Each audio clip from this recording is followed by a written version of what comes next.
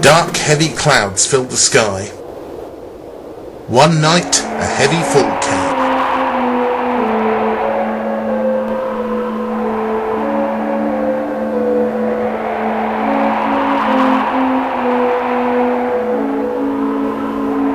And by the morning, deep drifts piled up in the surrounding countryside. Bertie the bus set out early from his garage, but the roads were so slippery that he skidded off. "Bother!" he cried.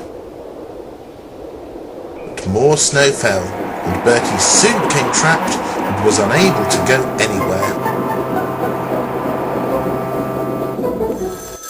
The yard telephone rang, and the yardmaster ran up to Thomas and his driver.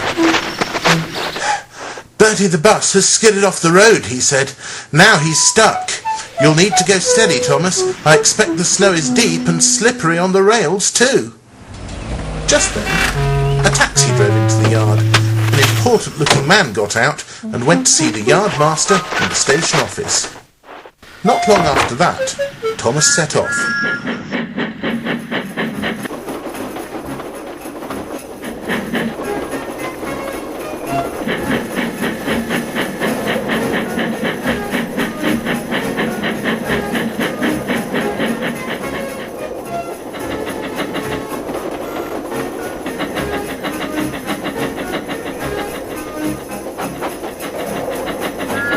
On the other side of the tunnel near the Kindly house, Percy was making his way back to the yard with empty trucks of straw.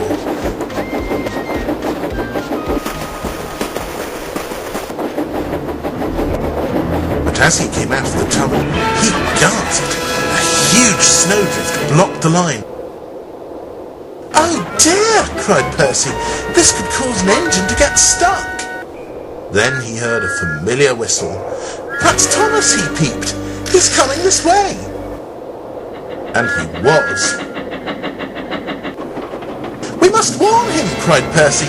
"If he doesn't stop in time, he'll get stuck." Percy then took a deep puff and blew a long, loud whistle. "That's Percy's whistle," cried Thomas. "Something must be wrong." Thomas's driver quickly applied the brakes just in time. "Phew!" panted Thomas. "Thank you, Percy." "That was close," said the fireman with relief. "But it's certainly torn it," said Thomas's driver. "We'll never get through that lot, even with a snowplough. We'll just have to go back to the station." When they did get back, the driver and fireman explained everything until the yardmaster came up with the important-looking man. "This gentleman has to see Mr. Kindly," said the yardmaster. "It is a very important matter, and he must see him today at all costs." "Well, I'm blowed if I know how," replied Thomas's driver. "The road is obviously impassable, and we can't get through a cutting blocked with snow." "A bulldozer would be handy," remarked the fireman. "What about Terence?" suggested Thomas. "Hasn't he got one of those pusher things that he fits in front?"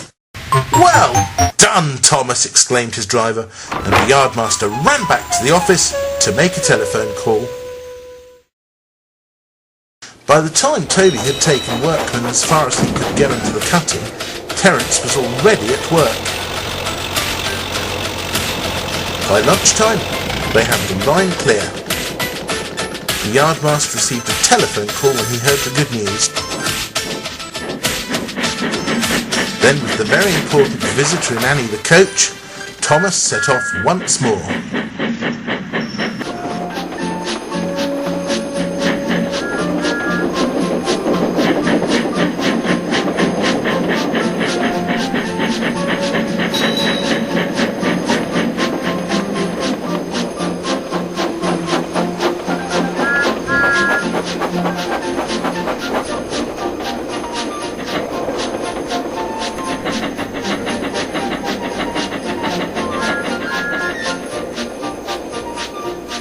Thomas puffed triumphantly out of the tunnel and stopped outside the Kindly cottage.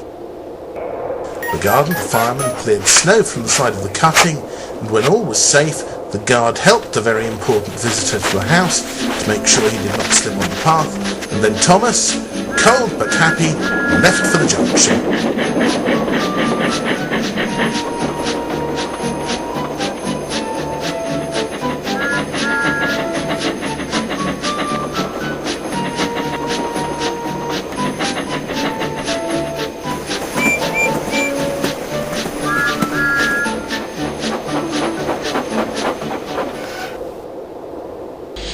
When the Fat Controller heard about the adventure, he was pleased too.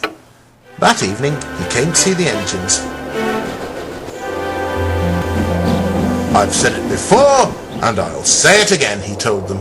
"There can be no doubt that Thomas and Percy are both really useful engines." "And Terence too?" asked Percy. "Terence too," agreed the Fat Controller.